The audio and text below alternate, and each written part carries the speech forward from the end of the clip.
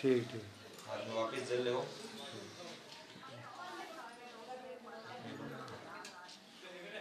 आजा रुक जा रावण ने लगा देख ले तो आपने जल्दी आ गणपति देवता प्रसन्न अर्थम कुल देवी मातृका। कुल देवी माता को नाम लो। प्रसन्न अर्थम अद्य दिने पूजन भागवत महा पुराण सप्त दिवसीय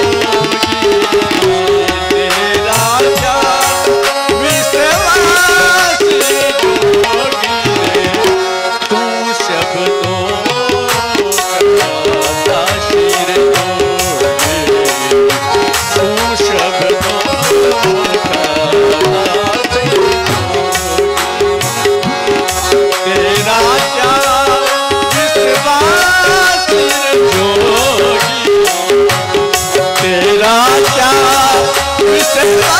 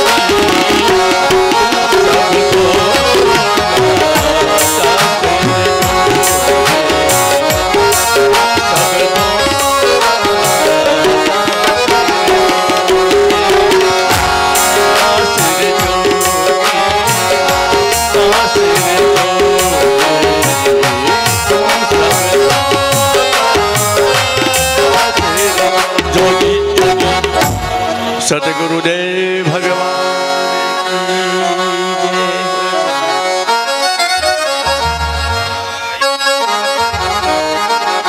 व्यास रूपाय विष्णवे नमो वै ब्रह्मनिधये वासिष्ठाय नमो नमः। नमो गुरुभ्यो गुरुपादुकाभ्यो नमः परेभ्यः परपादुकाभ्यो आचार्य सिद्धेश्वर पादुकाभ्यो नमो नमः श्री गुरुपादुकाभ्यो। गुरुर्ब्रह्मा गुरुर्विष्णु गुरुर्देवो महेश्वर गुरुर्साक्षात् परब्रह्मा तस्मै श्री गुरुवे नमः।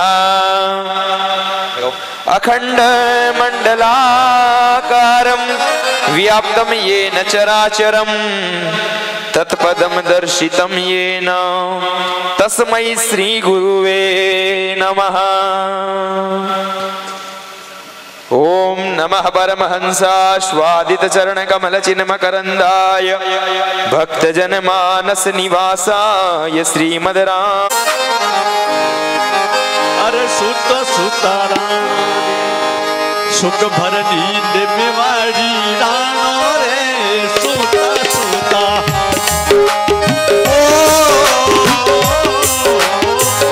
सुतराने सुख भरा वसंतम हृदयारविंदे भवं भवानी सहितं नमामि।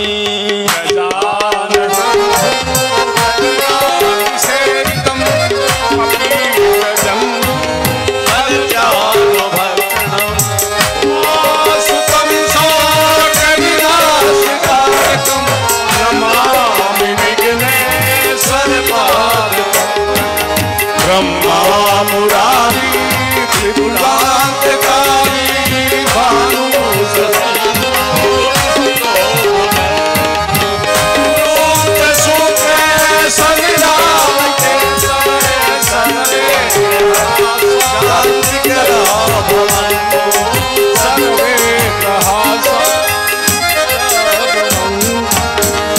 श्री भागवत भगवान की है आरती। पापियों को पाप में श्री भागवत भगवान की आरती। पापियों को पाप से ये तारती। भागवत भगवान की है आरती। पापियों को पाप से है तारती। श्री भागवत भगवान की है आरती। पापियों को पाप से ये तारती। ये अलग ये मुक्ति पंथ ये पंचम वेद निराला।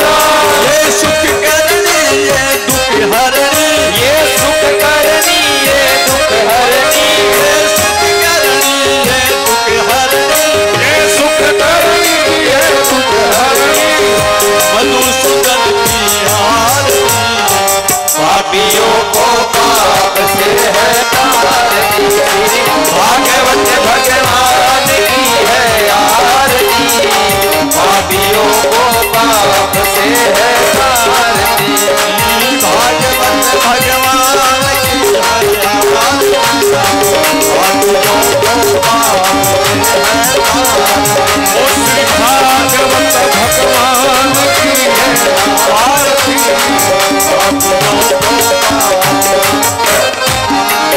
ये मधुर बोल भगवंत खोल सन्मार्ग बनाने वाला, बिगड़ी को बनाने वाला। ये मधुर बोल भगवंत खोल सन्मार्ग बनाने वाला, बिगड़ी को बनाने वाला। श्री राम यही घनश्याम श्री राम यही घनश्याम यही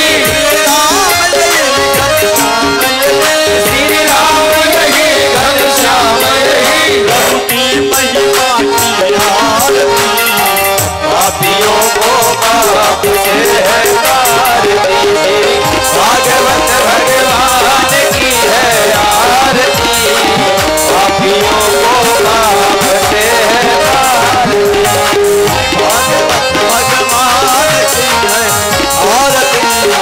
पापियों को बाप से है आरती, पापियों को बाप से है।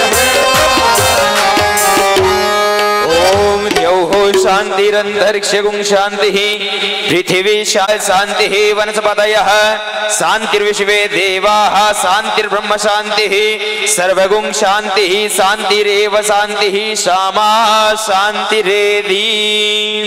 नीरांजलिं ग्रहणम्।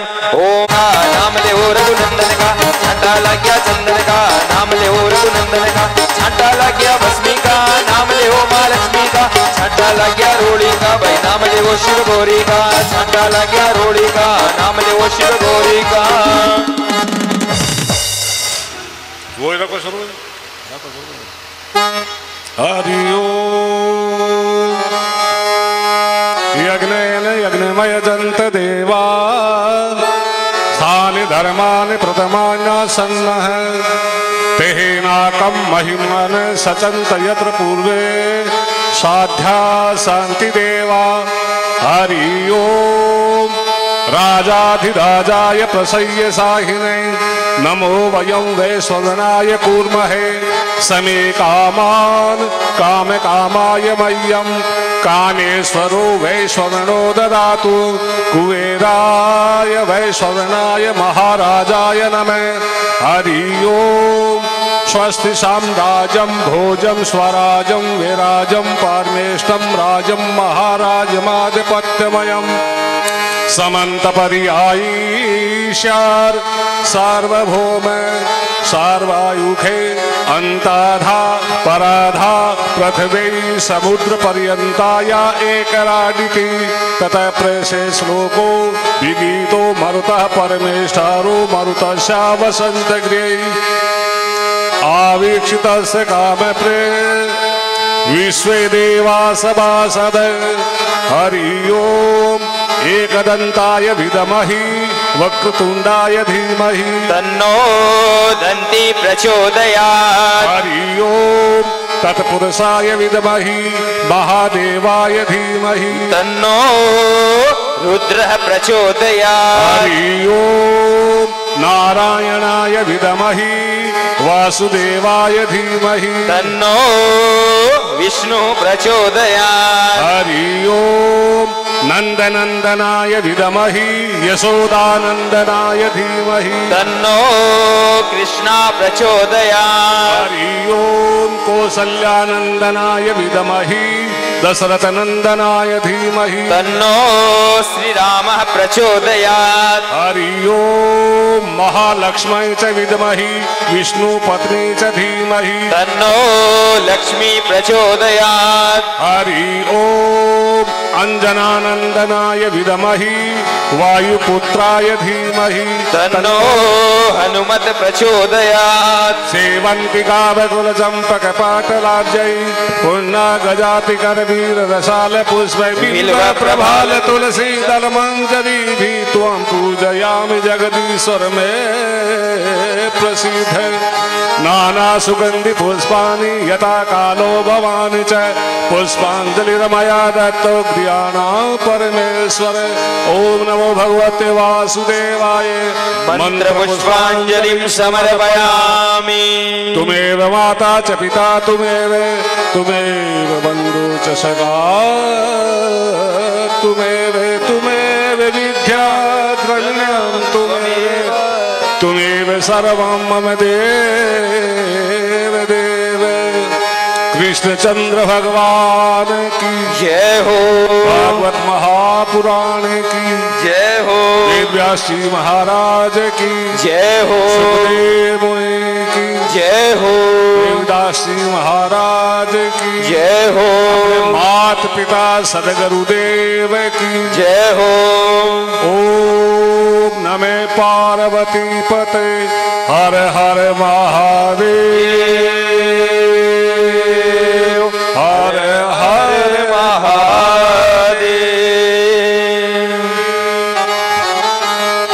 जय जय श्री राधे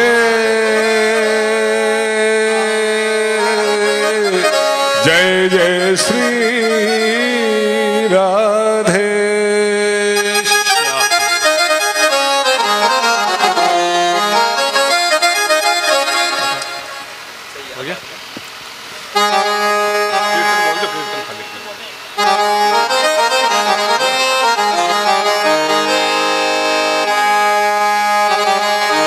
श्री कृष्ण गोविंद हरे मुरारे हे नाथ नारायण वासुदेवा। श्री कृष्ण गोविंद हरे मुरारे हे नाथ नारायण वासुदेवा। बोलो श्री कृष्ण गोविंद हरे मुरारी हे नाथ नारायण वासुदेवा। श्री कृष्ण गोविंद हरे मुरारे हे नाथ नारायण वासुदेवा। यदि गोविंद मेरी यह प्रार्थना है भूलूं न मैं नाम कभी तुम्हारा। गोविंद मेरी ये प्रार्थना है भूलूं न मैं यदि निष्काम हो दिन रात गाऊं मैं किस काम हो यदि गोविंद दामोदर माधव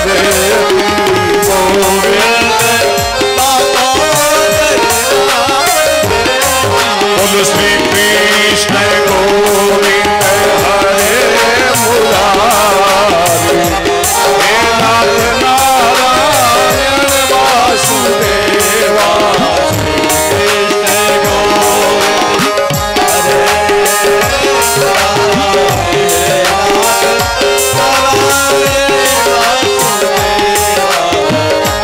बेहद काले तुम सामने हो हाथ काले बंसी बजाते मन को लुभाते बंसी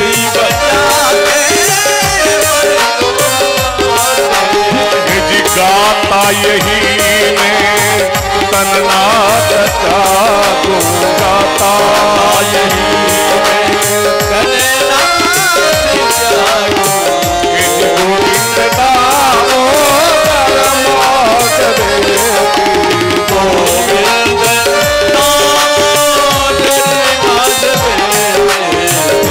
श्री कृष्ण गोविंद हरे मुरारी हे नाथ नारायण वासुदेवा।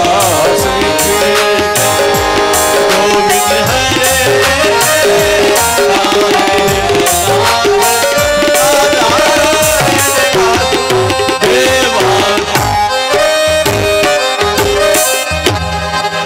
कृष्णचंद्र भगवान की जय हो। बोलो बाल मुकुंद लाल की जय जय हो।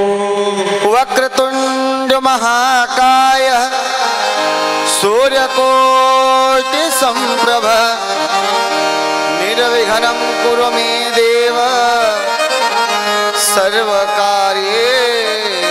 सर्वदा। गुरुर्ब्रह्मा गुरुर्विष्णु गुरुर्देवो महेश्वरा गुरुर्साक्षात् परब्रह्म तस्मै श्री गुरुवे नमः। बोलो बाल मुकुंद लाल की जय हो, राधा वल्लभाचार्य की जय हो, जय जय श्री राधे।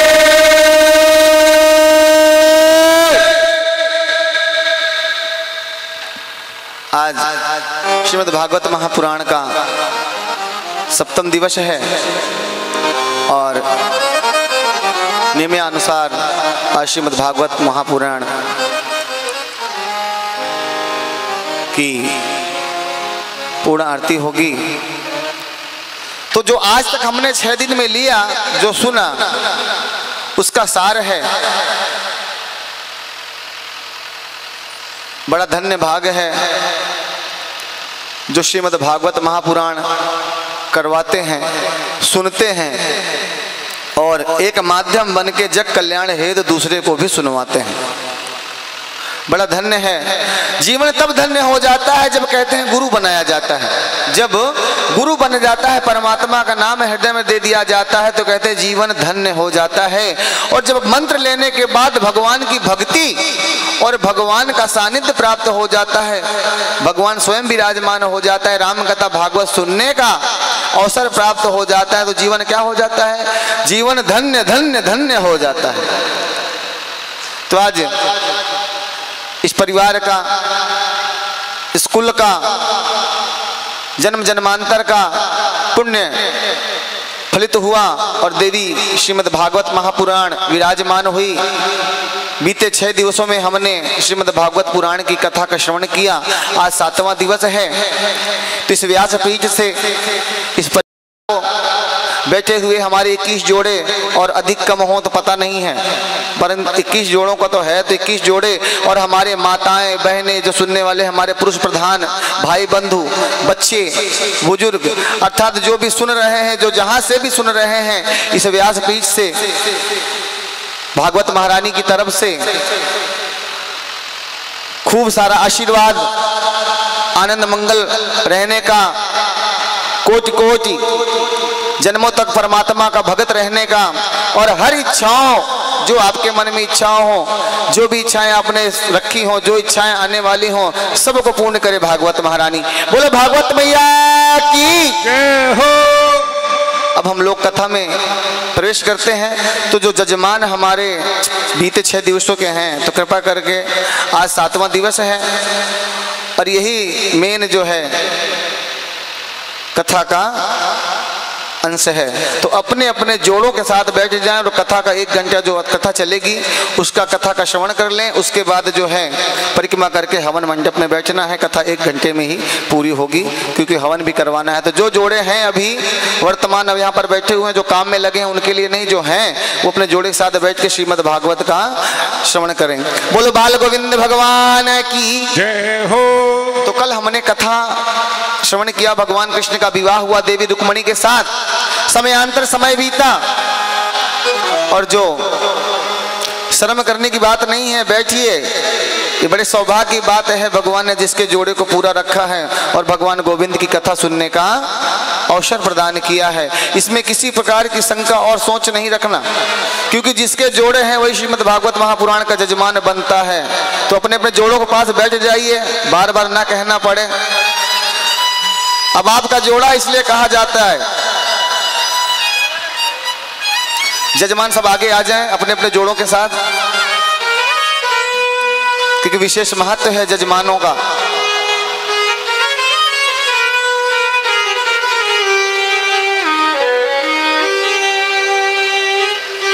बच्चों को पीछे करते हैं, जजमान सभी विराजमान हो जाएं अपने में जोड़ों। दाहिने साइड माताएं दाहिने साइड बैठे, पुरुष को बाएं साइड।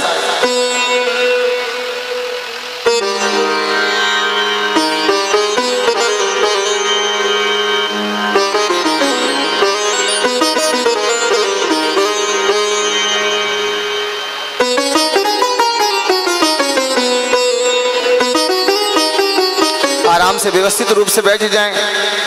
यही क्षण है।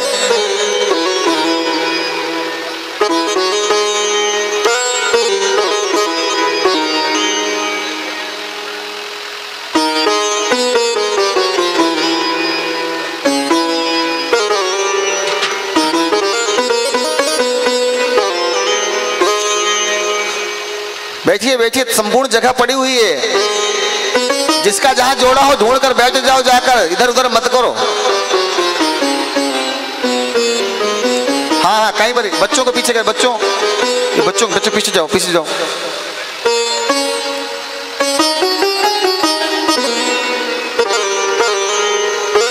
बिल्कुल, बड़ा सुंदर। बस अपने जोड़े के साथ बैठना है।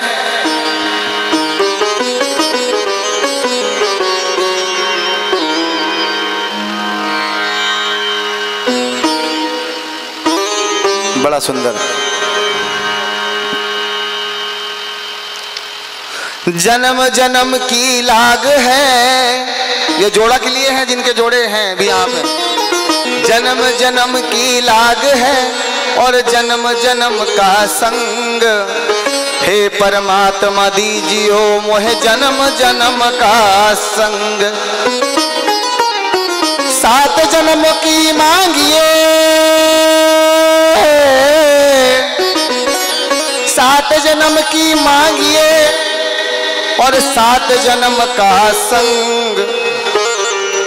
पति पत्नी संग संग विराजे जैसे देवता अंग। ये जोड़ा देव स्वरूप होता है। कहते हैं कोई देवी देवता, कोई भी देवी देवता अगर अकेले खड़ा हो जाए मंदिर में तो उसको शोभा पूरी नहीं होती, परंतु जब अपनी अर्धांगनी अर्थात अपने आधे अंग की सहभागिनी अपने धर्म पत्नी के साथ खड़े होते हैं तो बड़ी सुंदर छवि होती है। तो संपूर्ण जजमानों को, संपूर्ण बैठे हुए श्रोताओं को, संपूर्ण भगत गण को और जहां तक ये आवाज जा रही है संपूर्ण जीवधारियों को श्रीमद् भागवत महापुराण का आनंद लेने का और भगवान के लीलाओं को समझने का सौभाग्य प्राप्त हुआ है। कई जन्मों का फल, कई जन्म जन्मांतरों का फल प्रकट होता है तब श्रीमद् भागवत महापुराण या राम कथा या किसी भक्ति भावना के जजमान बनने का सौभाग्य प्राप्त होता है। तो एक बार इन जोड़ों के लिए जोर से भगवान के ऊपर हाथ उठाकर कहेंगे जय श्री राधे, और संपूर्ण भक्तों के लिए भी। तो कल कथा श्रवण की हमने कि भगवान कृष्ण का विवाह रुक्मिणी से हुआ और संपूर्ण समय बीतता गया। तो जो कालांतर में कामदेव जी भगवान शिव के दृष्टि से भस्म हो चुके थे, उनको वरदान दिया था कि जब भगवान कृष्ण का जन्म होगा तो उनके पुत्र बन के कामदेव का जन्म होगा। इधर जो सामासुर है, सामासुर को पता है कि मेरे मृत्यु कृष्ण के पुत्र के हाथ से है। इधर उसको पता चला कि भगवान कृष्ण के पुत्र का जन्म होने वाला है। देवी रुक्मिणी ने 9 माह कुछ दिन में प्रद्युम्न को जन्म दिया। बोलो प्रद्युम्न जी महाराज है की जय हो।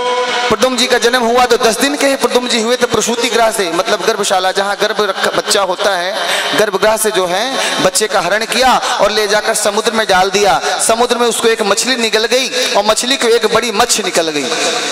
वो मछली जो है सांबासुर के दरबार में पहुंचा दी गई। उधर जब सांबासुर ने उस मछली को, भाई सांबासुर के दरबार में गए तो भोजन के लिए जाएगी क्योंकि राक्षसों का भोजन है कक्ष मक्ष, तो रसोई में पहुंची वो मछली। तो रसोई में जो है उसको काटा गया तो उसमें से एक पुत्र निकला, एक बालक निकला। उस बालक को मायावती नाम की एक नारी ने बड़ा प्रेम से पाला। वो मायावती कौन थी? वो मायावती कामदेव की पत्नी थी, रति जिसका नाम था। माता पार्वती ने कहा था रति तुम सांबासुर के दरबार में जाओ, वहीं पर तुम्हारा पति तुमको मिल जाएगा। जो है दिन प्रतिदिन जो वो बालक बढ़ने लगा, तो बालक को जब रति देखती तो बड़ा मोह हो जाता, उसके देखने का तरीका अलग हो गया। तो बालक ने कहा आप मेरी माँ हो, इस प्रकार दृष्टि से मुझे क्यों देखती हो? आपकी नजर मुझे कुछ अच्छी नहीं लगती। तो उन्होंने कहा प्रभु आप मेरे पति हो, मैं आपकी माँ नहीं हूँ, आप मेरे पति हो। संपूर्ण कथा उनको सुनाई और कहा सांबासुर तुम्हारा जो है दुश्मन है, इसका वध करो। सांबासुर दरबार में बैठा हुआ था। महाराज प्रद्युम्न जो है देखते ही देखते विशाल रूप धारण किए और संपूर्ण विद्या जो उनकी पत्नी जो रति थी, उसका मायावती नाम था, संपूर्ण विद्या सिखाई और जाकर दरबार में खड़ा किया और दरबार में प्रद्युम्न ने जो है शांबासुर का वध कर दिया। इधर एक दिन भगवान बैठे हुए हैं, एक दिन जो है भगवान विराजमान है, बैठे हुए हैं, चौसा खेल रहे हैं। भगवान के आगे विवाह का हम लोग श्रवण करेंगे। चौसा खेल रहे हैं तो सत्यजीत जो है आता है। सत्यजीत ने सूर्य की तपस्या करके जो है समयंतक मणि को हासिल किया था। कुछ भक्तों ने कहा देखिए सूर्य देवता आ रहे हैं, तो भगवान कृष्ण ने कहा ये सूर्य देवता नहीं है, इसने सूर्य की तपस्या करके सत्यजीत ने समयंतक मणि हासिल की है, ये 4 भार सोना रोज देती है। भगवान का दर्शन करके वो चला गया। एक दिन जो है सत्यजीत का भाई उस मणि को धारण करके घूमने के लिए गया। संजोगवश जो है जंगल में उसका वध एक सिंह ने कर दिया, उसका वध एक सिंह ने कर दिया। सिंह के हाथ में जो है वो समयंतक मणि आ गई। जामुंद जी ने उस मणि को ले जाकर अपने गुफा में रख दिया। उनका बच्चा उस मणि से खेलने लगा। इधर जब प्रसेनचित वापस नहीं आया, सत्यजीत का भाई का नाम है प्रसेनचित, वो नहीं वापस आया तो भगवान कृष्ण पर कलंक लग गया कि सत्यजीत भगवान कृष्ण के दरबार में गया था, भगवान कृष्ण के पास गया तो उन्होंने ये मणि देखी, उनसे देखा नहीं गया, उन्होंने ही जो है प्रसेनचित को मरवा दिया। अब भगवान इस कलंक को धोने के लिए कहा अरे मेरे ऊपर निश्चल कलंक लग गया, व्यर्थ का ही कलंक लग गया। इस कलंक को धोने के लिए भगवान जो है आगे बढ़े। आगे जाके जब पता किया उसकी लाश वहीं पर पड़ी थी। आगे सिंह के पंजों के निशान थे, एक जो है रीछ के निशान थे भालू के। उस पंजों के निशान को ढूंढते ढूंढते भगवान आगे बढ़े तो देखा कि जामवंत की जो है गुफा है, जामवंत जहाँ रहता था वहां प्रवेश किया तो जामवंत का जो बच्चा था उस मणि से खेल रहा था। भगवान ने कहा ये मणि मुझे वापस दे दो। जामवंत ने कहा नहीं। जामवंत ने कहा नहीं। काफी देर तक बहस चलती रही, फिर आपस में युद्ध हुआ। युद्ध में जो है जामवंत जी हार गए। तो जामवंत जी को कोई हराने वाला नहीं था। त्रेता युग में भगवान से कहा भगवान मेरी भुजाओं की खुजली नहीं खत्म हुई, सबसे युद्ध हो गया, मैं युद्ध नहीं कर पाया। तो जामवंत से भगवान राम ने कहा चिंता मत करो, द्वापर में जब मैं आऊंगा तो तुम्हारी भुजाओं की जो चलचलाहट है इसको दूर कर दूंगा। भगवान द्वापर में कृष्ण बनकर आए और जामवंत जी की भुजाओं को हिलाकर उनको बता दिया। और जब ध्यान करके देखा जामवंत जी ने भगवान राम जी का स्वरूप दिखा। उन्होंने जो है अपनी बेटी जामवंती का विवाह भगवान कृष्ण के साथ करके कहा अब मेरा जीवन धन्य हो। बोलो जामवंती महारानी की। भगवान की दूसरी पत्नी है जामवंती। इधर उस मणि को लेकर जब सत्यजीत के पास गए, सत्यजीत को पूरा बताया तो सत्यजीत जो बड़ा अपने मन में दुखी हुआ कि मैंने भगवान को व्यर्थ में ही कलंकित कर दिया, अब ये पाप किस प्रकार धोऊं, किस प्रकार इसको हटाऊं। तो उसने अपनी जो है पुत्री सत्यभामा का विवाह भगवान कृष्ण से कर दिया। बोलो सत्यभामा की हो। इधर काफी समय बीता। इधर जब पांडवों को काफी दुख दिया जाने लगा, पांडवों को बांट में जंगल दे दिया गया, तो भगवान कृष्ण इंद्रप्रस्थ पधारे। इंद्रप्रस्थ का निर्माण नहीं हुआ, हस्तिनापुर पधारे। वहां जाकर पांडवों के साथ रहकर विश्वकर्मा जी को बुलाया। विश्वकर्मा जी से कहा इन पांडवों के रहने के लिए कोई बढ़िया महल का निर्माण करो।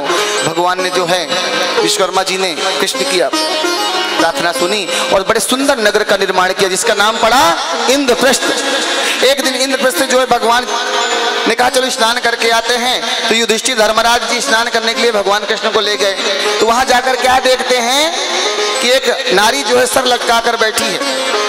युधिष्ठिर जी ने पूछा क्या बात है, क्या चीज है, क्या दिक्कत है आपको? कहा कुछ नहीं। अरे कहा बताओगी तो? उन्हें कहा आपसे नहीं उनसे बताऊंगा। अरे बात क्या है? कहा मैं उनसे विवाह करना चाहती हूँ। धर्मराज जी से कहा वो कौन देवी थी? वो देवी जमुना थी। कौन थी? कालिंदी। तो युधिष्ठिर जी के कहने पे भगवान कृष्ण ने देवी कालिंदी का वर्णन किया। बोलो भगवान कालिंदी की। भगवान ने उनके कहने पे कालिंदी का वर्णन कर लिया। कितनी पटरानी हो गई? 4। भगवान कितनी पटरानी है? 8 पटरानी है, 16,100 रानी है। तो भगवान कितनी? 16,108 8 रानियां, ये 4 हो गई। आगे चल के देखा तो उज्जैन नरेश की जो पुत्री है मित्रवृंदा का भी वर्णन कर लिया, उसके आगे जाकर सत्या का भी वर्णन कर लिया, और आगे कैकेयी नरेश की कन्या कैकेयी का भी वर्णन कर लिया, और कौशल देश की राजकुमारी कौशल्या को भी, उनका कौशल्या नाम लक्ष्मणा, उनका लक्ष्मणा नाम था। इस प्रकार करके उनके 8 वर्ण पूरे हो गए, 8 विवाह कर लिए। अब 8 रानियां रहने लगी। इधर क्या हुआ, धरती को एक पुत्र प्राप्त हुआ था महादेव की कृपा से, जिसका नाम था भौमासुर। भौमासुर नाम था उसका। उसको वरदान था कि जब इसकी माँ कहेगी कि इसको मार दो तभी इसकी मृत्यु हो सकती है, और कोई माँ अपने पुत्र को मारने के लिए नहीं कह सकती। वो जो है उसका नाम नरकासुर और भौमासुर दोनों ही था। उसने क्या किया, अपने बल के घमंड में, अपने ज्ञान के घमंड में देवताओं का अपमान चालू कर दिया, और जाकर देवी अदिति का, देवताओं की माताओं का जो है अपमान कर दिया। उनके कानों के कुंडल को जाकर खींच लिया, वरुण देवता का पाश और छत्र लेके आ गया और रख लिया। सभी देवी देवता बड़े दुखी हो गए, बड़े इतना दुखी हुए उनको पता ही नहीं था कि भाई अब किस प्रकार इसकी मृत्यु होगी, क्योंकि इनकी माँ कहेगी नहीं और इनकी मौत होगी नहीं। आगे चल के क्या किया, संपूर्ण राज दरबार की कुंवारी कन्याओं को, महारानियों को, सबको हरण कर लिया, और उनकी संख्या हो गई 16,100। उनको सबको जो है उसने बंदी बनाकर एक जल के बीच में छिपा दिया।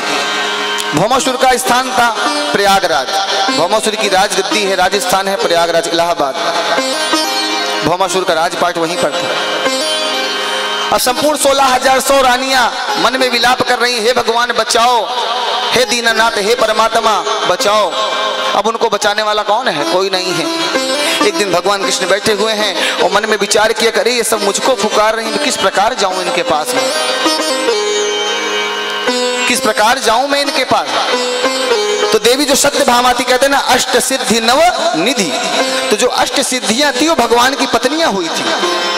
तो जो धरती से सिद्ध प्राप्ति होती है, जो माता वसुंधरा से सिद्धि प्राप्त होती थी, उसका प्रतीक चिन्ह थी देवी सत्यभामा।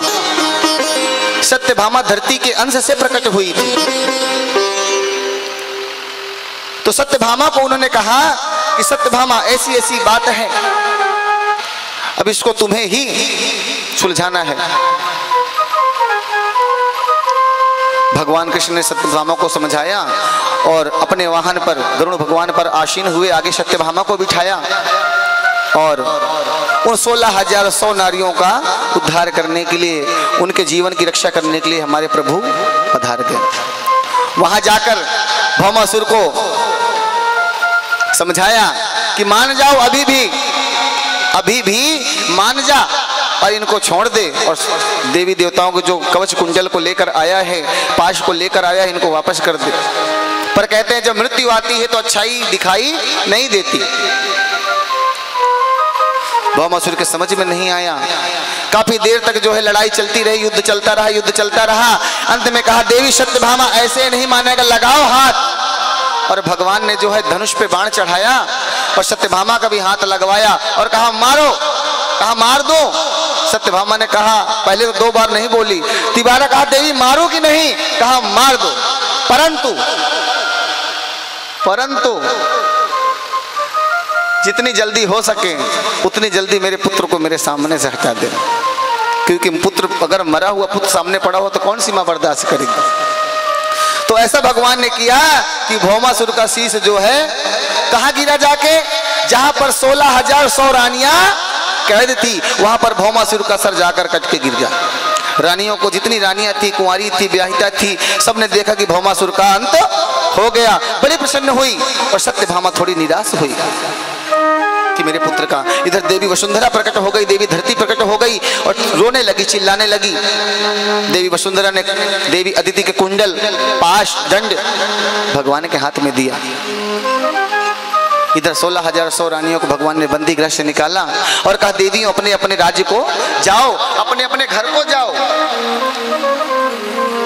और भगवान जो है सत्यभामा को लेकर, कवच कुंडल लेकर जब प्रस्थान करने लगे देवलोक, इंद्रलोक के लिए, तो सभी देवियों ने कहा कहाँ जाएं, जिन पतियों ने, जिन भाइयों ने, जिन बाप ने, जिन संस्कार ने हमको वापस पूछा ही नहीं, हमको बुलाया ही नहीं कि हमारी बेटियां, हमारी पत्नियां कहाँ चली गई, जब उन्होंने कभी हमारी याद ही नहीं की तो कौन पति और कौन भाई, कैसा भाई। अब तो इससे अच्छा मर जाना ही सही है। और अगर वापस भी हम जाते हैं तो संसार हमको कलंक नहीं कहकर बुलाएगा, कोई कुछ कहेगा, कोई कुछ कहेगा, इससे अच्छा मर जाना ही अच्छा है।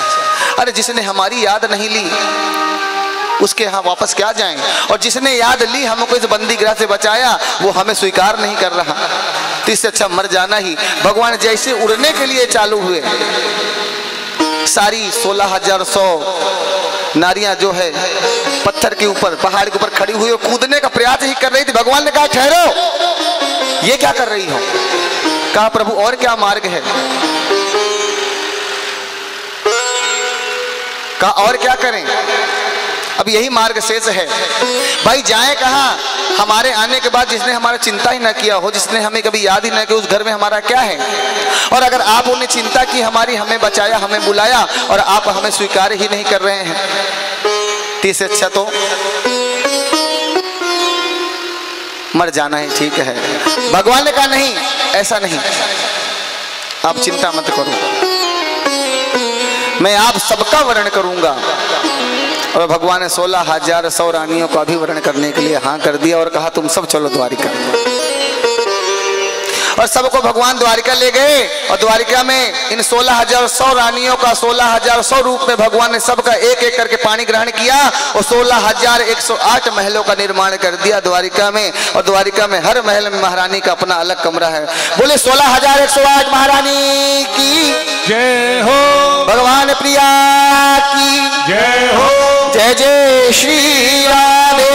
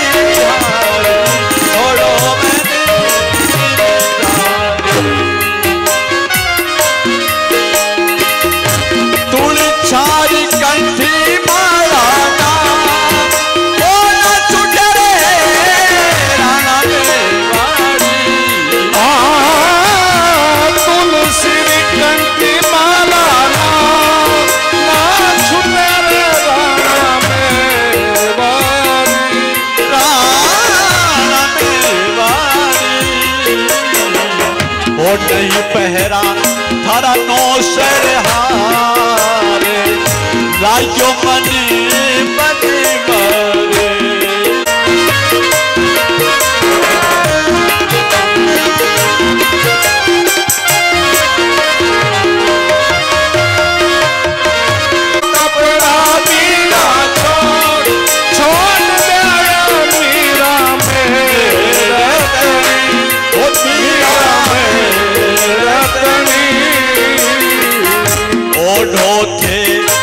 साल दो साल छोड़ो मन गिरधर बैठे हो साल दो साल छोड़ो मन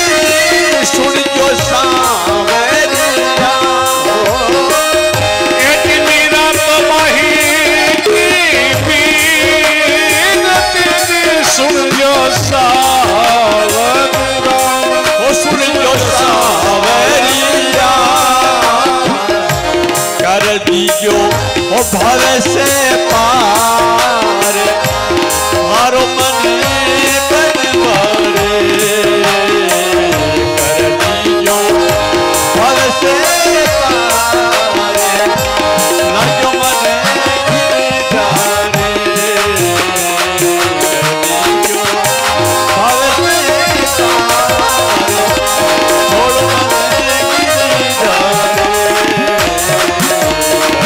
दियो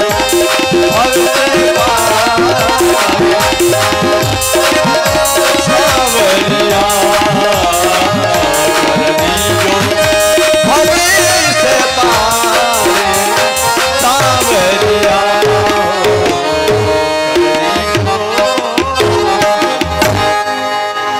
कृष्णचंद्र भगवान की जय। बाल गोविंद लाल की जय हो। इधर महाराज परीक्षित ने पूछा कि प्रभु भगवान कृष्ण ने किस प्रकार हमारे परिवार की मदद की, किस प्रकार जो है हमारे परिवार का उद्धार करके और किस प्रकार मेरी रक्षा की और किस प्रकार मैं जो है इस भक्ति योग में गया, यह बताएं।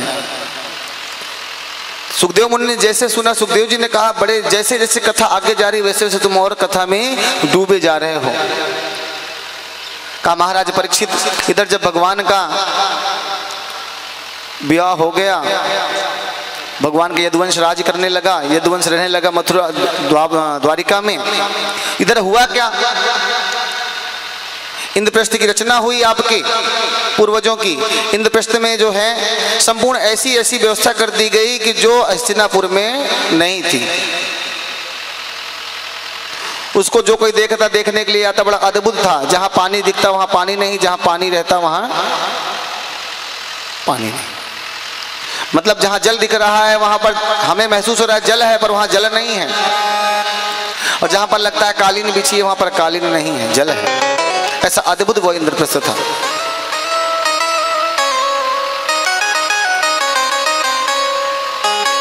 अब कहते हैं कि जब गलती दो तरफ से होती, एक तरफ से नहीं, ताली एक हाथ से नहीं बजती, दो हाथों से बजती है। का इंद्रप्रस्थ देखने के लिए जो है एक बार दुर्योधन पधारा था, संपूर्ण लोग पधारे, तो दुर्योधन ने गलती से जाकर जो है जहाँ कालीन को बिछी समझा वहाँ पर पानी था, और उसको कालीन समझ के जैसे ही पैर रखा उसके अंदर गिर गया पानी में। तो द्रौपदी ने हंस दिया और कह दिया अंधे के अंधा ही होता है। यह बात जो है दुर्योधन के हृदय में बैठ गई। तब से उसने कहा जब तक बदला नहीं लूंगा तब तक जो है मेरे चैन नहीं। इस प्रकार जो है विरोध बढ़ता गया, लड़ाई बढ़ती गई और यहां तक हो गया कि जो नहीं होना था वो हो गया। और कहा रही तुम्हारी जन्म की बात, तो तुम्हारी जन्म की और तुम किस प्रकार हुए वो तो बड़ा अद्भुत है। कहा भगवान कृष्ण की बहन का नाम था सुभद्रा, गोविंद की बहन का नाम है सुभद्रा, जिसका विवाह बलदाऊ जी दुर्योधन के साथ करना चाहते हैं, परंतु भगवान कृष्ण का मन है कि अर्जुन इसका वर्ण करे, इसका वर्ण अर्जुन करे। और जो है भगवान कृष्ण की कृपा से सुभद्रा का हरण अर्जुन ने ही किया। सुभद्रा का हरण करके अर्जुन ने जो है विवाह मंगल कार्य पूरा किया। इधर बलदाऊ जी नाराज हो गए, तुमने जो है भगा दिया, तुमने ये किया, तुम नहीं चाहते तो कुछ नहीं होता। अरे कहा नहीं, मैंने कुछ नहीं किया, मैंने क्या किया। दुर्योधन बलदाऊ जी के शिष्य थे, गदा की जो शिक्षा है बलदाऊ जी ने दी है उनको, तो गुरु का शिष्य के प्रति प्रेम होगा ही होगा।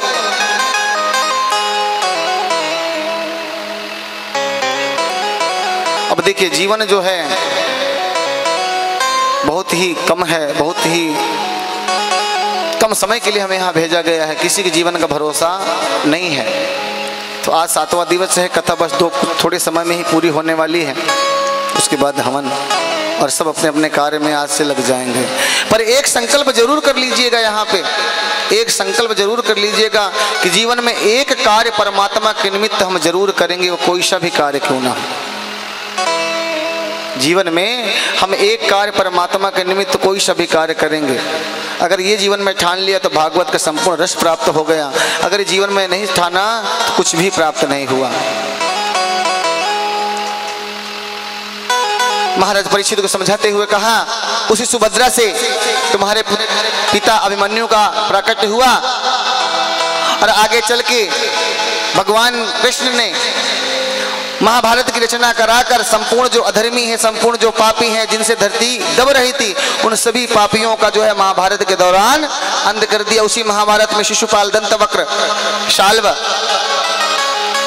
और भी जैसे जैसे महा दुराचारी हुए उनका सबका जो है, और कौरवों की तरफ जितने भी अधर्म आई थे, जितना अधर्म था सब कौरव वंश की तरफ ही प्रकट हो गया था, तो उनका हनन करना बहुत जरूरी था। तो महाभारत की रचना करके कहा परीक्षित, महाभारत की रचना करके संपूर्ण पाप को भगवान ने क्षण भर में ही नष्ट कर दिया। ताल पर्यंत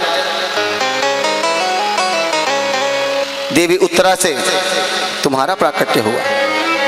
बोलो सच्चिदानंद भगवान की जय हो। कहते हैं जब जब धर्म की हानि होती है, आज नहीं है आदि से है, जब जब होए धर्म की हानि, बाढ़े असुर अधम अभिमानी। जब जब धर्म घटने लगेगा, जब जब धर्म के ऊपर आंच आएगी, तब तब परमात्मा भिन्न भिन्न रूप लेकर अवतार लेगा और भिन्न भिन्न रूप से पाप को नष्ट कर देगा। ये मत सोचिएगा कि हम पाप कर रहे हैं, कोई देखने वाला नहीं है। भगवान की एक नहीं, लाख नहीं, अरब नहीं, खरब नहीं, अनगिनत असंख्य आंखें हैं, वो सब कुछ देख रहा है, क्या कर रहे हो क्या नहीं कर रहे हो। तो कहा परीक्षित, अधर्म जब बढ़ा तो अधर्म का नाश करने के लिए भगवान कृष्ण ने अवतार लिया और पांडवों के साथ रह के कुरुक्षेत्र में महाभारत के दौरान सभी अधर्मियों का नाश किया और धरती को जो है अधर्म से ऊपर उठाया। उस जो है महाभारत में खाली तुम्हारे दादा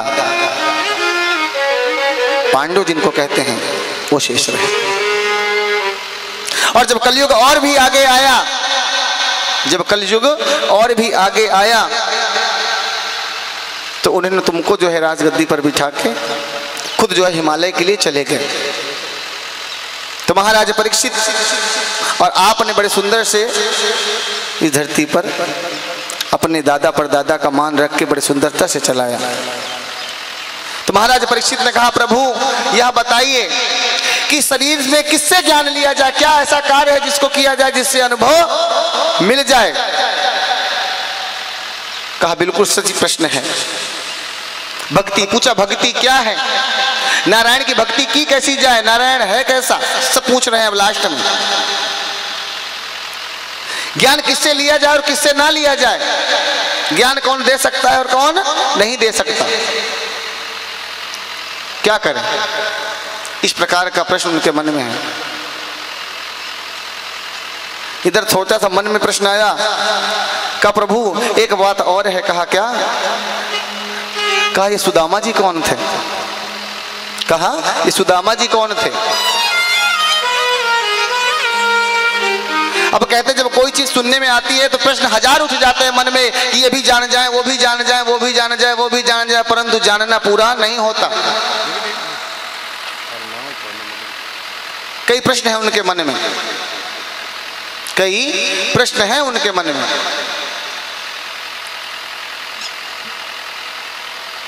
तो कहा कि पहले तो परीक्षित ज्ञान उससे लेना चाहिए। उन्होंने पूछा ना कि ज्ञान किससे लें, तो ज्ञान हमको कोई भी दे सकता है। उसके प्रसंग में उन्होंने बताया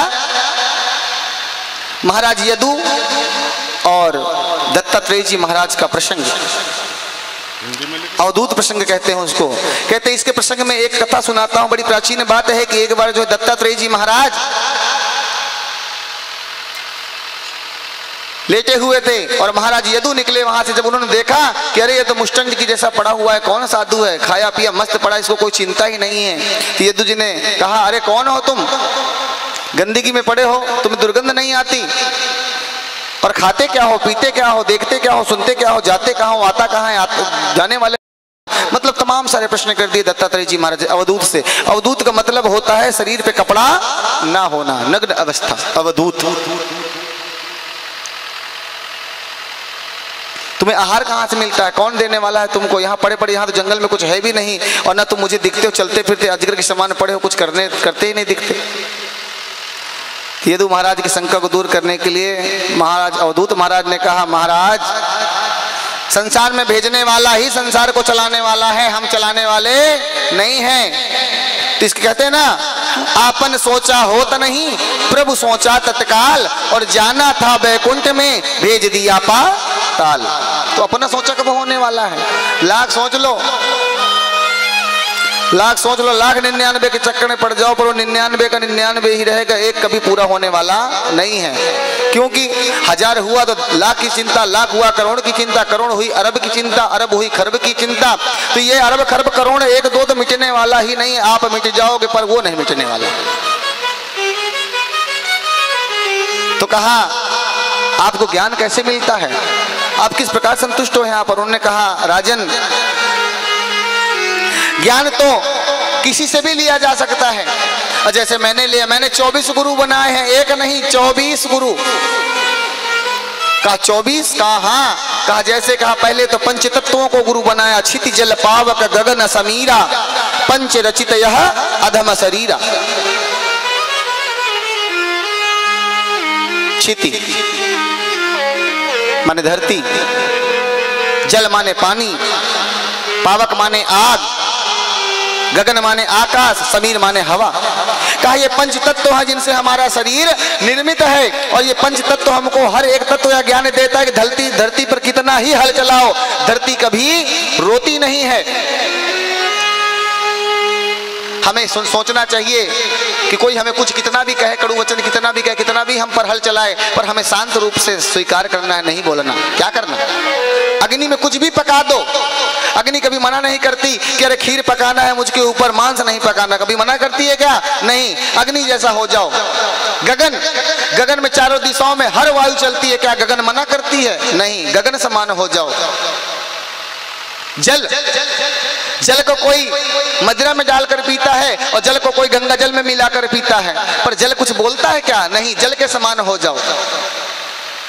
वायु वायु क्या कहती है क्या कि मैं खाली सुगंधित पदार्थ को उड़ाऊंगी और दुर्गंध को नहीं उड़ाऊंगी। वायु सबके साथ बराबर का व्यवहार करती है। अगर कोई सड़ा गला है तो उसकी भी सुगंध को लेकर उड़ती है, और अगर कोई हवन आहुति हो रही है तो उसकी भी सुगंध को लेकर उड़ती है। तो हवा क्या भेदभाव करती है? वैसे मैं हूं, मुझसे कोई से भेदभाव नहीं है। अपने को कोई कुछ कहे तो कहता रहे, अपने क्या अपने मस्त है अपने मस्ती में।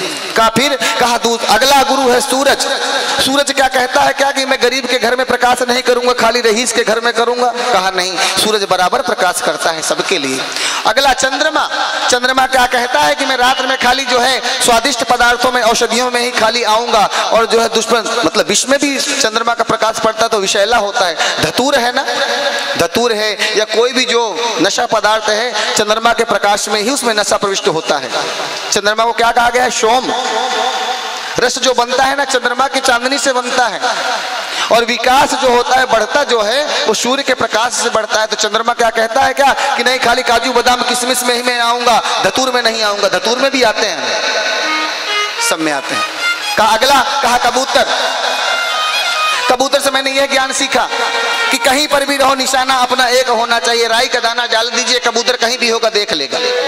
तो लक्ष्य एक होना चाहिए परमात्मा को पाने का। अगर दूसरा लक्ष्य है तो कुछ नहीं होने वाला। कबूतर को गुरु बना लिया। किसको बनाया? पंचतत्व को बना लिया, सूरज और चंद्रमा को बना लिया। अब कबूतर को भी गुरु बना लिया। का अगला हाथी को बना लिया। हाथी मदमस्त रहता है, कोई कुछ भी करे वो अपनी चाल ही चलता है, उससे कोई मतलब नहीं है। तो मैं भी अगला कहा अजगर है। अजगर से कहा खाओ पियो पड़े रहो, जो भाग में होगा आ जाएगा, नहीं भाग में तो नहीं आएगा, पर उठना ना बैठना कोई काम नहीं है। कहा फिर अगला कहा पिंगला नाम की एक वैश्य है, उसको गुरु बना लिया। कहा वैश्य को गुरु बना लिया? कहा हाँ। कहा कैसे? कहा वैश्य को इसलिए गुरु बनाया कि सब धज के श्रृंगार करके जो अपने प्रीतम की जो है इच्छा करती है, तो उसी प्रकार मैं इस श्रृंगार में पड़ा रहता हूँ और प्रीतम के जैसे अपने भगवान की इच्छा करता हूँ। कहा मतलब? कहा क्योंकि वैश्या एक दिन बैठी हुई थी, वैश्या एक दिन अपने प्रीतम की याद में बैठी हुई थी। समय दिया 9 बजे का, आया नहीं रात के 9 बजे तक। उसने कहा अरे जितना इस मूर्ख के चक्कर में बैठी रहेगी उतना अगर परमात्मा में ध्यान लगाती तो आज परमात्मा मिल जाता। उस वैश्य को ज्ञान हो गया। उस वैश्य को देखकर मैंने वैश्य को भी गुरु बना लिया। कहा अगला कहा कुंवारी कन्या। कहा उसने क्या किया? कहा उसकी शादी तय हो चुकी थी और उसके ससुराल पक्ष के कोई रिश्तेदार आ गए, घर में कुछ था नहीं। कहा फिर क्या हुआ? कहा घर में कुछ था नहीं। उसने कहा इनको क्या दूं तुरंत खाने के लिए? तो घर में कुछ धान पड़ा हुआ था, उसको ओखल में कूटने लगी। जब ओखल में कूटने लगी तो उसके हाथ में 4 चूड़ियां थी, तो चूड़ियां बजने लगी। उसने कहा अगले आने वाला रिश्तेदार सोचेगा कि यार घर में कुछ है नहीं, तो उसने एक एक करके चूड़ियां उतार दी। फिर फड़का मूसल को तो ही चूड़ियां बजी। तो उस बेचारी ने क्या किया? खाली एक एक चूड़ियां हाथों में रखी और जो है मूसल चालू करिया। कुछ दिन में जो है कुछ देर में भोजन बना कर लाके रिश्तेदारों गणैतों को जिमाया। तो मुझे यह ज्ञान हो गया कि अकेले जो रहेगा वो सदा सुखी रहेगा, अगर भीड़ में रहेगा दुख का ही कारण बनेगा। इसलिए मैं अकेले आकर जंगल में पड़ गया। कहा अगला कहा मछली। कहा मछली मांस के टुकड़े खातिर जो है परेशान हो जाती है, उसको ये नहीं पता कि ये मछली को यह नहीं पता कि यह जो मांस का टुकड़ा है ना यह मेरे कंठ में फंस जाएगा और मुझे मरना पड़ेगा। और शिकारी क्या करता है? मांस का टुकड़ा फंसाकर जल में डाल देता है और मछली लपक के पकड़ती है। और शिकारी को जैसे पता चलता है शिकारी ऊपर खींचता है और मछली फंस के आ जाती है और पछताती है कि अरे राम अगर ये मांस के टुकड़े में नहीं फंसती तो मेरी मौत नहीं होती।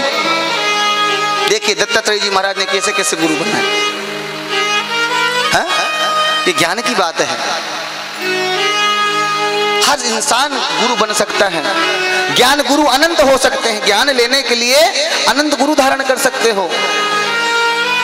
किसी को देख के किसी के कर्म को कर सकते हो। पर हम क्या हैं?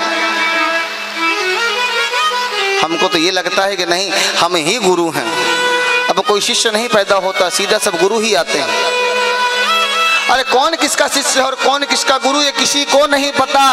गुरु तो स्वयं का ज्ञान है। जब तक स्वयं के गुरु नहीं बनोगे तब तक संसार में आपका कुछ होने वाला नहीं है। ऐसे ही आए हो और ऐसे ही चले जाओगे। अब कहते हैं हम फला के गुरु। अरे पहले स्वयं के गुरु तो बनो। स्वयं को तो जो है अपने मोक्ष के मार्ग पर ले जाओ। स्वयं को मोक्ष पर ले जाना नहीं है और हजारों के गुरु बन के बैठे जाना है। अरे गुरु तो वो शब्द है, वो वाणी है जो लगती है और जो है भगवान के साथ एक कर देती है, मिला देती है। इस प्रकार जब अवधूत उपाख्यान सुना तो महाराज जो परीक्षित हैं उनके बड़े कान खुल गए कि अरे जीवन तो ऐसे ही बीत गए। धन्य हो आज आपने जो है मेरी अंत समय तक और भी नजरों को, आंखों को, हृदय को खोल दिया। और महाराज परीक्षित तो थे ही ज्ञानी, क्योंकि जो ज्ञानी होता है वही ही भक्ति को सुन सकता है, वही भक्ति को सुन सकता है, और कोई घर सुनने वाला नहीं है। तो जो सुनता है उसको परमात्मा मिल जाते हैं, और जो नहीं सुनता खाली यहीं पर आके घूमकर चले जाते हैं। इधर क्या हुआ, महाभारत कालीन सारा कार्य पूर्ण हो गया, देवता भी सब प्रसन्न हो गए, सारा कार्य सिद्ध हो गया। यहाँ महाराज परीक्षित को राजपाट मिल गया, सब कुछ फिट है एकदम। उधर देवताओं ने कहा कि भगवान को स्वधाम आने के लिए आग्रह किया जाए कि भगवान अब आपका कार्य पूरा हुआ, आप बैकुंठ में विराजमान होइए कि खाली वहीं बैठे रहेंगे। तो सभी देवताओं ने आकर भगवान से इच्छा जाहिर की कि भगवान सारा कार्य सिद्ध हुआ, अब जो है स्वधाम जाइए। महाराज परीक्षित को बता रहे हैं सुखदेव जी, परीक्षित इधर जब सारा कार्य सिद्ध हुआ तो देवताओं ने प्रभु से कहा, प्रभु अब आप स्वधाम के लिए पधारिए, सारा कार्य हो चुका है, धरती का पाप जो है नष्ट हो चुका है, अब धरती अपने हिसाब से चल रही है, अब स्वधाम में विराजमान हो जाइए। भगवान ने देवताओं की बातों को कहा, आप चलिए, हम थोड़ा सा कार्य बाकी है जो उसको करके पुनः स्वधाम के लिए पधारते हैं। कार्य क्या बाकी था, कहा परीक्षित कार्य यह बाकी था कि यदुवंश का नाश नहीं हुआ था। यदुवंश का भगवान को पता था कि मैं जब चला जाऊंगा मेरे बाद जो मेरी संतान है ये खुद जो है मेरी जगह पर भगवान बन के पूजा कराएंगे और मस्त रहेंगे और सब पूरे संसार का तहस नहस कर देंगे। तो भगवान ने ऐसी माया रची कि जो शाम था, शाम जो है सत्यभामा पुत्र था, तो उसने क्या किया, और कहीं कहीं जामवंती का पुत्री बता देते हैं। तो शास्त्र है हरि अनंत हरि कथा अनंता, तो क्या कहा उन्होंने, दुर्वासा मुनि जी को अपने प्रेरणा से भेजा और जो है उनके द्वारा श्राप लगवा कर संपूर्ण यदुवंशियों का नाश करवा दिया।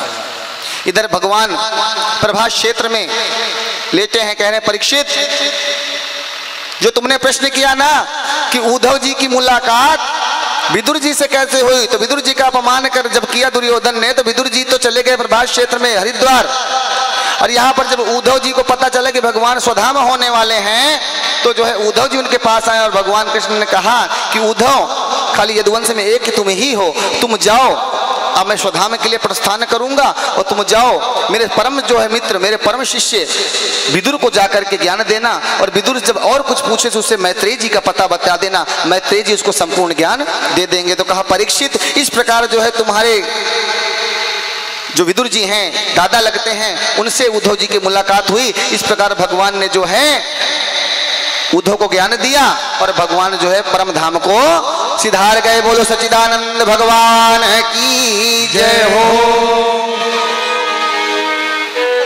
इधर जब कथा को पूर्ण किया तो ये प्रश्न उठता है सबके लिए है, आप सबके लिए ये प्रश्न है। महाराज सुखदेव ने प्रश्न किया परीक्षित से, कहा परीक्षित अब तुम मरना चाहते हो कि नहीं? कौन कौन मरना चाहता है? हम भी पूछ रहे हैं, बताइए। जजमानो जाना चाहते हो कि बैठना चाहते हो? भगतगण जो भी हैं। तो ज्ञान हो गया 7 दिन में। महाराज परीक्षित ने कहा महाराज मेरा जन्म ही कब हुआ था जो मरूंगा? कहा मेरा जन्म ही कब हुआ था जो मैं मरूंगा प्रभु? सुखदेव जी ने कहा अब ज्ञान हुआ है परीक्षित को, क्योंकि आत्मा अजर और अमर है, इसको मारने वाला कोई नहीं है। इसको है क्या कोई मारने वाला? नहीं है मारने वाला। तो महाराज परीक्षित की यह बात सुनकर सुखदेव जी ने कहा धन्य हो परीक्षित, पांडव कुल में जन्म लेने के बाद आज तुमने पांडवों का नाम और रोशन कर दिया और तुमने इतिहास में अपना नाम चढ़ा दिया, दर्ज कर दिया कि ऐसा ज्ञान और कोई होता है? मैं को नहीं मरूं, भगवान वरदान दे दे मैं अब जीवता रह जाऊं। 7 दिन कोई भागवत सुने और उससे कह दो क्या, तो क्या भगवान 10-20 साल उम्र और बढ़ जाए तो चोखा। पर महाराज परीक्षित ने सीधा कह दिया मेरा जन्म ही कब हुआ जो मैं मरूंगा। उन्होंने कहा अब इसको तत्व का ज्ञान हो चुका है। इधर जो है महाराज परीक्षित को जसने के लिए तक्षक जी आ रहे हैं, तक्षक जी पधार रहे हैं। तो जो है कश्यप नाम के एक ब्राह्मण हैं, उन्होंने सोचा कि अगर मैं महाराज परीक्षित को मरने से बचा लूंगा तो ढेर सारा धन मिलेगा, और जो है क्योंकि उनको ज्ञान था किसी भी प्रकार का सर्प क्यों ना हो वो अपने मंत्रों से सर्प का विष को उतार देते थे। रास्ते में वो भी आ रहे हैं, वहां से तक्षक भी चल दिया जसने के लिए राजा परीक्षित को। तो जब तक्षक को पता चला कि जो है कोई ब्राह्मण जो है उनको सही करने के लिए जा रहा, तो उन्होंने तक्षक रास्ते में रुक गया, मनुष्य वेश बनाया और पूछा कहाँ जा रहे हो? कहा मैं जा रहा हूँ महाराज परीक्षित को श्राप लगा है कि सर्प काटने उसकी मृत्यु हो जाएगी, उनको बचाने जा रहा हूँ। कहा कैसे? कहा मेरे गुण है, वो मेरे गुण है कि जहां सर्प ने जैसा हो अगर मेरी दृष्टि वहां पड़ जाए तो मैं जो है उस विष को नष्ट कर देता हूँ, मरा हुआ जीवित हो जाता है। कहा सच में? कहा हाँ।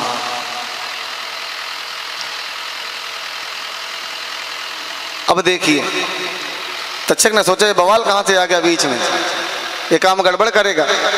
तूने कहा अच्छा ठीक है, काफी समय हो गया, थोड़ा आप जो है विश्राम कर लीजिए और जो है अपने कार्य को आगे बढ़ाइए। तो कहा ठीक है। अब वो विश्राम करने के लिए बैठे, विश्राम कर रहे हैं, तो कहते हैं कि उन्होंने कहा आप तो थोड़े बूझे लग रहे हैं मुझको, आप थोड़े बूझे लग रहे हैं, थोड़ा आराम आराम चलिए। तो कहा हाँ कोई दंड दंड होता हाथ में तो कोई सहारा मिल जाता। तो बहाना तो सुन लिया तक्षक ने। तो अच्छा कहा आप चलिए। और इधर तक्षक ने क्या किया, 100 कदम आगे जाकर एक जो है डंडा होता है ना बैसाखी टाइप का, बैसाखी बनकर पड़ गया वो तक्षक। पंडित जी ने देखा कि बड़ा सुंदर दंड है, इसको ले लें सहारे के लिए, और दंड को जो है सहारे के लिए उठाया। कुछ दूर तो चलते रहे, अचानक जो उन्होंने दंड को गर्दन ऐसे रखा तो उसने पीछे ही जस लिया पंडित जी के, कश्यप जी के पीछे, जैसा पीछे तो नजर जाने वाली नहीं थी, तो वहीं पर वो खत्म हो गई।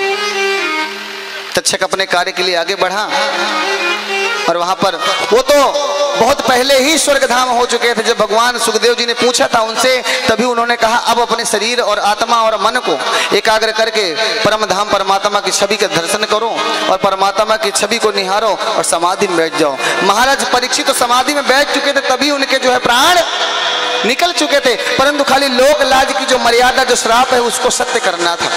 तक्षक आया, कहते महाराज परीक्षित ने तक्षक के लिए बड़े सुंदर व्यवस्था कर रखी थी, पूरा मार्ग जो है बाल साफ कर रखा था, फूल बिछा रखा था, दर दर पर दूध के कटोरे रख रखे थे कि तक्षक महाराज अगर आए तो उनको कोई संकट या दुख नहीं होना चाहिए, भूखे प्यासे नहीं आना चाहिए। पूरे मार्ग में पुष्पों पर चलते हुए तक्षक जी आए और उन्होंने जो है एक फनकार मारी और महाराज परीक्षित जल के भस्म हो गए। बोलो परीक्षित उद्धार की जय हो, परीक्षित मोक्ष की जय हो, जय जय श्री राधे। महाराज परीक्षित परम धाम को चले गए और उनका जो शरीर था जो ब्रह्म में लीन हो चुका था, वो शरीर वहीं देखते देखते जल के राख हो गए।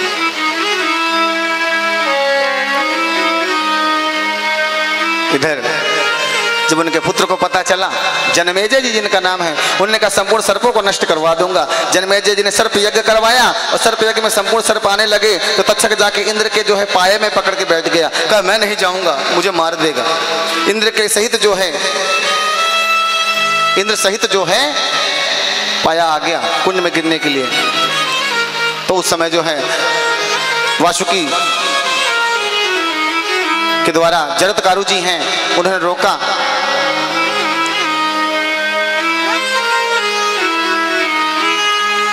और यज्ञ को पूर्ण करवा के जनमेजय जी को शांत कहा कि जनमेजय, सर्प अगर नष्ट हो जाएंगी ये धरती पर प्रलय हो जाएगी, जो होना था सो हो गया, जो होगा परमात्मा के हाथ में है, तुम क्यों जो है व्यर्थ में। जनमेजय जी को ज्ञान हुआ और जो है महाराज परीक्षित का परम धाम हुआ।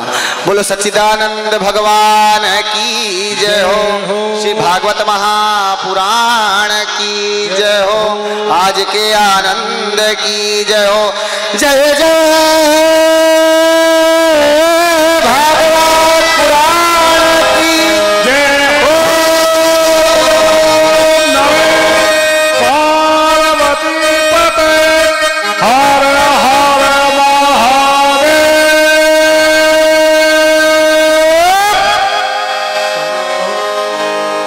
अब भागवत जो सुने हैं, जो नहीं सुने हैं, और वैसे कान तो सबके सभी सुन रहे हैं, तो जहां तक ये आवाज जा रही है, जो नहीं आए 7 दिन इस भागवत में, कम से कम अंत में तो आकर के, भागवत के अंतिम दिवस में आकर के तो भागवत महारानी का दर्शन कर लें। कि माया में ही फंसे रहोगे भैया तो जितने जजमान हैं खड़े हो जाएं और ये इसकी फेरी देकर सीधा जो है हवन मंडप जो हवन बना हवनशाला है वहां पर जाके अपने अपने यथावस्थ स्थान हो जाएं। भजोरे मन गोविंदा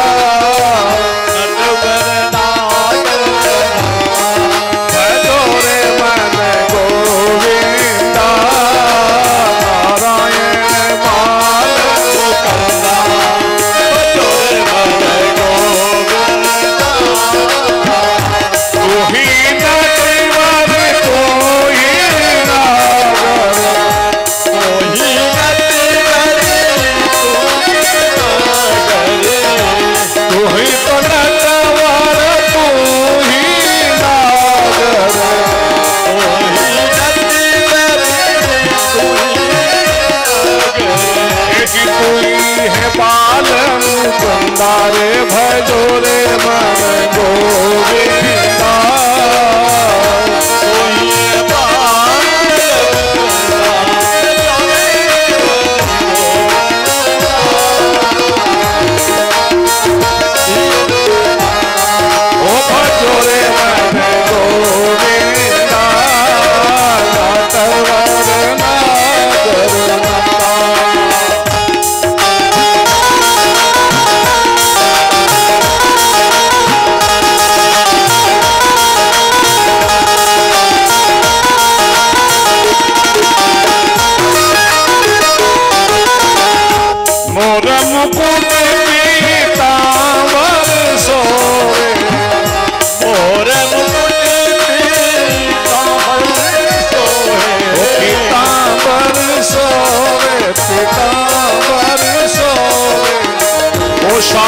सूरत मुख चंदा भजो मन गोविंदा सावली सूरत मुख चंदा भजो मन गोविंदा नटवर नागर नंदा भजो मन गोविंदा